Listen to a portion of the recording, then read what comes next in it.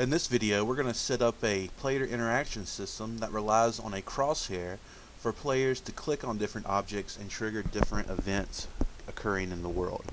So in this scene, it's a continuation of our last lesson in which we create a automatic opening door. So you can see we have our auto door going here.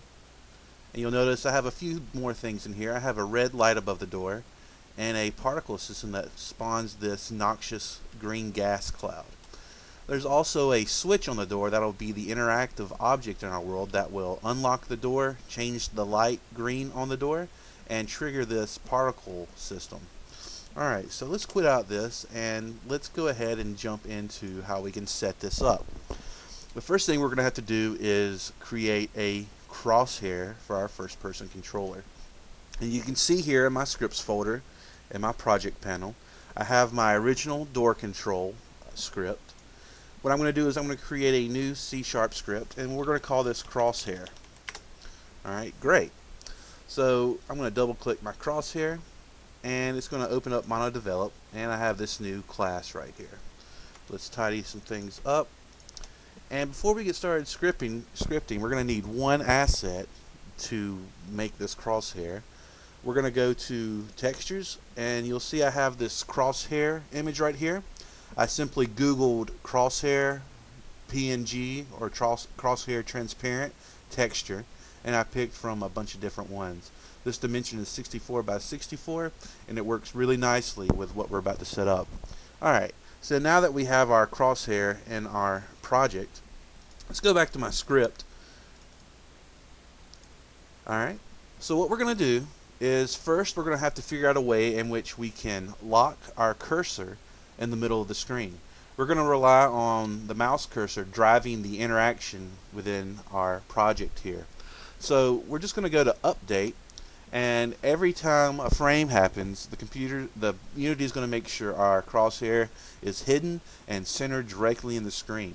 And it's a simple line of code. It's just screen.lockCursor equals true. Alright, great. And we'll save that. And let's keep going with our GUI cursor setup.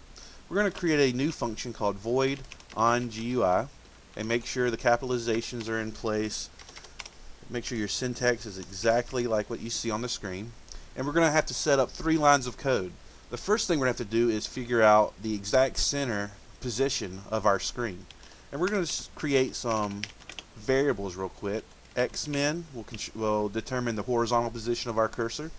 And to set Xmin, we're just going to call another screen function, and we're going to find its width, and we're going to divide it by 2 to figure out exactly the middle point of our screen width. And we're going to put a parentheses there, and then to account for the width of the actual crosshair image so we can find the exact center of our crosshair, we're going to go and find crosshair image dot width divided by 2 as well. What's crosshair image, you're wondering? Well, let's make it real quick. We're going to have to create a public texture 2D and call this crosshair image. And what we'll do is we'll just go ahead and drag and drop our crosshair image on our script when we get done with it, and it'll make sure that Unity knows what texture we're trying to call when we work on this void GUI function. So let's do the same thing for ymin. Instead of width, this time we're going to call on height divided by 2 minus crosshair image dot height divided by 2. So now we have 2 little variables that'll give us the exact center position of our screen. Now we actually have to call the GUI to draw the texture on our screen. So we're going to call a GUI function draw texture. And within this, there's a few things we have to do. We have to create a new rect because the cursor is going to be drawn on a transparent rectangle in the middle of our screen. And we need to declare 4 different things for our rectangle. Basically, its position in the screen, which we determined with our Xmin line above, followed by the height position of our screen, which is the Ymin. Next, we have to determine the actual dimensions of the rectangle, basically how wide and how tall this rectangle is going to be. And since we already have the dimensions of our crosshair image, we're just going to call a simple function on our image itself and figure out the width of our actual PNG file. And we're just going to do that for both. Let's see, making sure I get the right crosshair image dot height. Alright, and we'll close the parentheses. Remember, X-min is the horizontal position of the rectangle. Y-min is the vertical position of our rectangle. Crosshair image width is just telling the rectangle match the width of our crosshair PNG. And crosshair image dot height says match the height of our new rectangle to the crosshair height. And then we got to actually tell Unity what we want to draw on this rectangle, which is just going to be our crosshair image. Alright, we're going to hit save to save it. And we need to do two things to get it set up and on our screen. Here's my crosshair script right here. We're just going to select my crosshair script, drag it and drop it on my first person controller that's found in the standard Unity assets. And now you'll see I have this crosshair script in my inspector here. We're just going to select this circle there and select my crosshair. And that should set it up really nicely. Let's go ahead and test out the game. So you can see I have my crosshair here. There's one idiosyncrasy with the screen.lock cursor function. If you click, you'll notice that my cursor is still kind of floating around. It takes a second click inside the game screen to actually hide the cursor and lock it to the middle of our crosshair. So whenever you build out your game and run it as normal, you won't really have that problem. It'll just be right there for you. See, so you have to play around with it to make sure the crosshair is locked. It's just a little weird thing about screen.lock cursor, but it's the simplest way to get our crosshair system set up. Alright, so now that we have that going, let's figure out how we can get our mouse cursor or our crosshair icon to start interacting with different objects in our world. We're going to do this by creating a new script. And let's call this door switch, because our door switch is going to be driving all the actions in this little demo project or test project. So let's go ahead and select our door switch script and drop it on our door switch object. And then you can see right here we have our door switch script inside of our inspector. Now we got to do a few things on our door switch. Alright, great. So with my door switch pulled up in MonoDevelop, alright, tidy up my code so it's the way I like it. We're going to have to do a few things. Let's start out with something really simple. Alright. We're going to have to make a brand new function called, not virtual, but void on mouse down parentheses. And basically anything within these brackets is only going to be executed when the cursor is actually hovering over an object and clicked. So remember, we already have our cursor centered to the center of our crosshair. Now whenever we click with it, the crosshair will act as our on mouse down. So let's just do something simple. Let's just call a debug.log and test out whether or not we're getting correct on mouse down abilities. Alright, so I've saved this. Let's go back into my scene and test out. Let me click into the game screen. So now that the cursor's locked there, look in my console on the bottom. Click, click, click, click. I'm aiming at the little panel on my door. Notice I don't get any new console messages. Only whenever I click on the panel, you can see how the console panel is scrolling down. So my on mouse down is working. I'll hit Control P to exit out of the game state. And now let's start doing stuff with my on mouse down. What we're going to do is we're going to set up the auto door where it only unlocks the door if you click the panel. We're going to make it where the light above the door turns green to symbolize that the door is unlocked. And we're going to trigger my gas effect I have going on. So we're accomplishing three things. We're creating an environmental hazard, we're unlocking a door, and we're changing a light in the scene to tell the user that yes, this door is now unlocked for you. Alright, let's get to it. We're going to set up three different ways in which we can connect our light, our auto door, and our gas system to our door switch. So what are the three ways in which we can tell Unity to start affecting these three different objects that I just talked about? Well, the first way and the most straightforward way is to create a public game object and call this door light object. And do that. And I'm going to save this and go back into my game. And when I select my door switch in my hierarchy, let's see, cannot be found. Oh, I had a spelling error there. Gotta love that. Alright, so now that we're in here, we now have a door light object with no game object selected. The simplest way to tell this script to start looking at this door light is to simply select my door light here and drag and drop it into my door light panel. You can also use the circle there and select door light in that way. So now I know I have access to this door light right here. Alright, that's one way in which we can access our screen or our door light with a on mouse down. Alright, so what can we do with that light? Well, let's look at the Unity documentation online and we can find out all we need to know about how to change the properties of this light. So we're just going to go to Unity docs, unity3d.com, or you can Google Unity documentation and you should get to a screen that looks like this. And I find the search button to be really helpful. Let's just type in point light and see what all we can do with a point light. Light type dot point. Alright. Well, that's one way we can do it.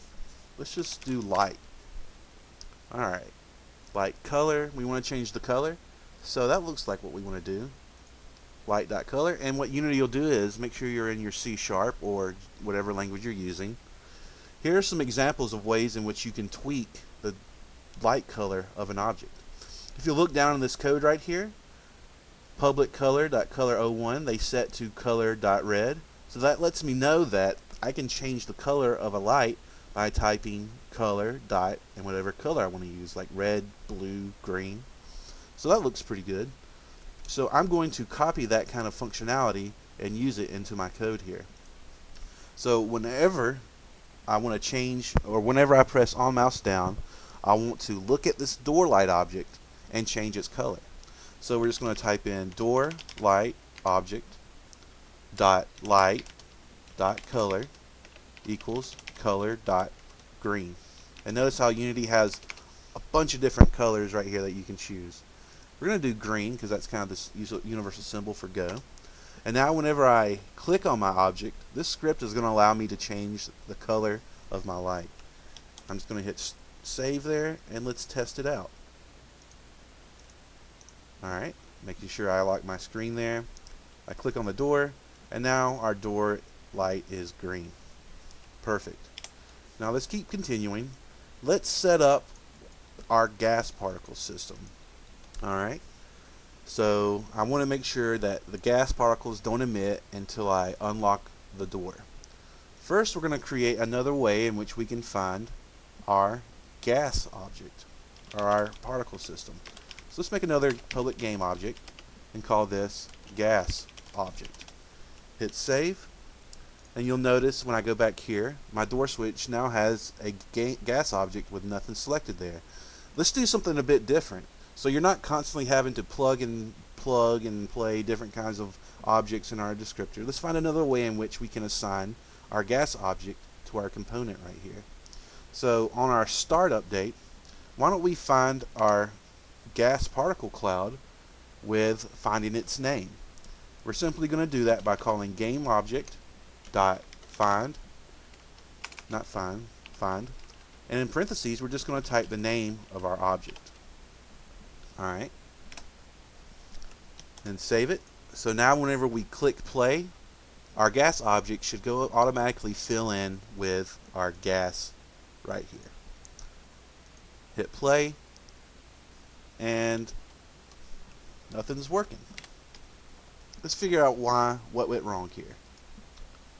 You'll notice that in the code I have GameObject.findGas, but I never assigned the gas object to that. So let's do GameObject equals gas. And that should do it. See, I set the value of my GameObject.declared to GameObject.find and looking for the name of gas. So we'll just save it, hit play again, and now you can see in my inspector, door switch script now has gas assigned to it. Now we can get at this gas and get it to only emit particles whenever we click our door switch.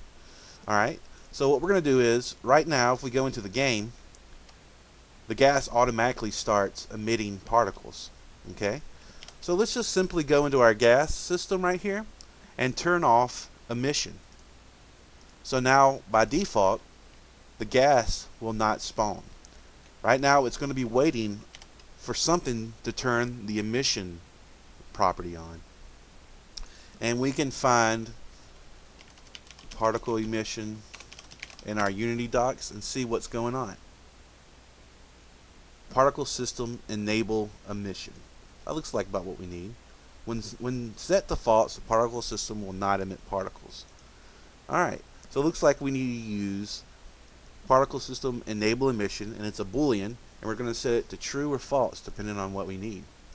So what we're going to do is we need to create a local variable for our gas in our script.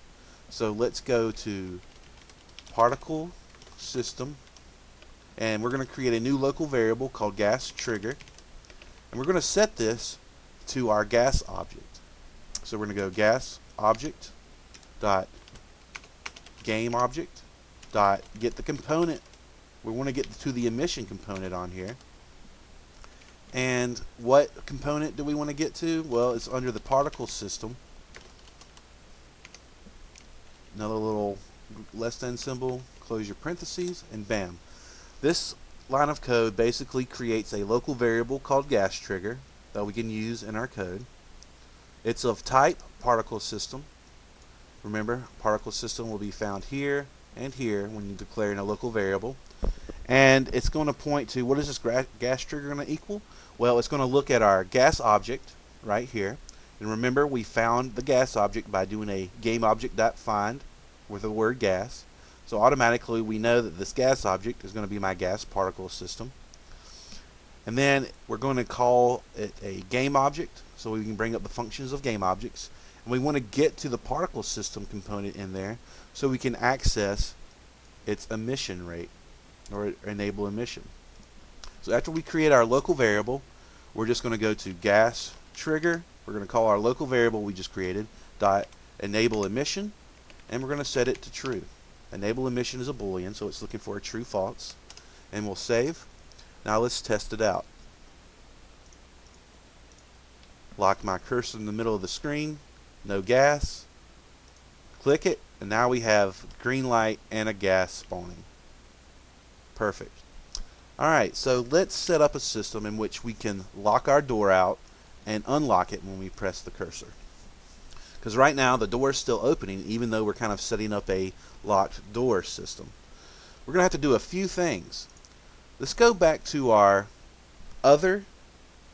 original script for our door control. And we're going to have to set a few different things here. Alright, first let's create a public bool and call this is locked and set it to true because we want our door to start out locked. Alright, great. The next thing we're going to do is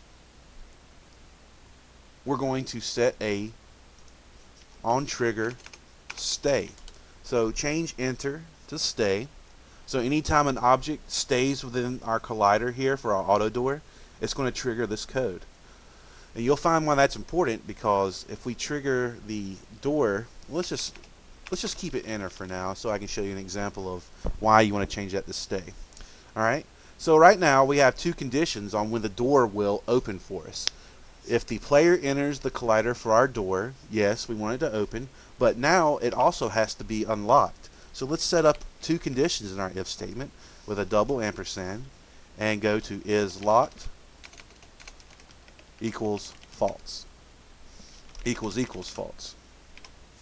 So now the only time this door will open is if the door is unlocked and the player is in the vicinity of the door. Alright, great. So let's save this out. And now we need to create the functionality in our door switch. We created this isLocked public variable here because this is what's going to drive the door switch to telling the script that the door is unlocked. So let's go back to our door switch, and we need to create yet again another public variable of type GameObject, and let's call this door object. Alright, great. Now what we want to do is we want to find out yet another way in which we can find game objects in our scene to communicate with in this script. And we're going to do this with tags. So I'm going to create door object and set it equal to game object dot find game objects with tag, and I want to set that tag to door. Previously we were looking for the exact name of our object we want to find, but now you'll notice there's no actual door here, just auto door and door frame. What we want to do is we want to create a tag, and you'll see I already have a door tag, but by default it's not there. So what we're going to do is we're going to add a tag, and you'll just type in element 0, you'll type in door, hit enter, and then reselect our door, and now you'll see we have a door tag, custom tag in our scene. So we'll set auto door to door, and our code now says any object with the tag door will be assigned to door object. And just like the particle system, we have to create a new local variable. Alright, so previously we had a local variable of type particle system, but with our auto door we have our own type of class or script attached to it. So instead of a Unity built system here, we're going to call our door control class, because our class, door control class, has our boolean we want to get at. So we'll call type door control and call this door trigger is the name of our local variable here, and we need to get at our door object dot game object dot get component of type door control, finish our less than parentheses, boom. Now we've just set our door trigger as a workable local variable, so now we can get at our is boolean or is locked boolean. So door trigger is now going to have is locked dot is locked, and we're going to set it to false.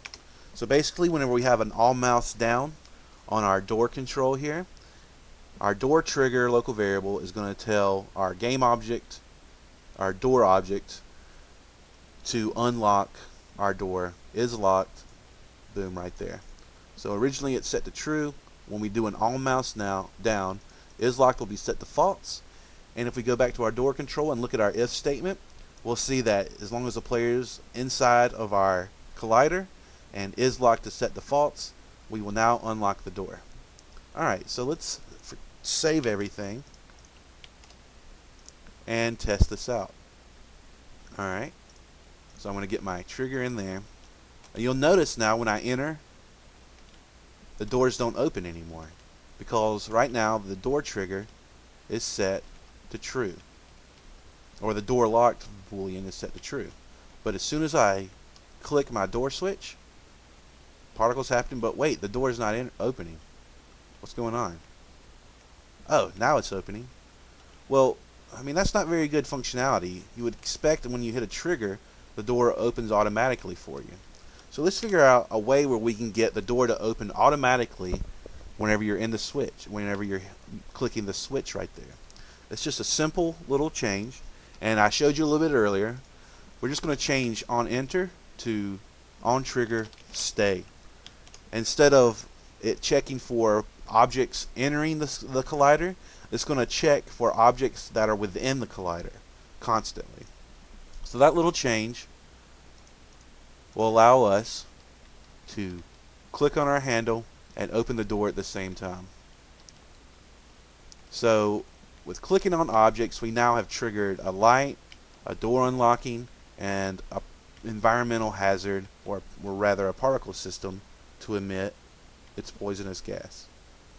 Alright, so using these techniques, you can modify them and tweak them to fit any kind of activity or event that you want to call within your game just by clicking on different objects.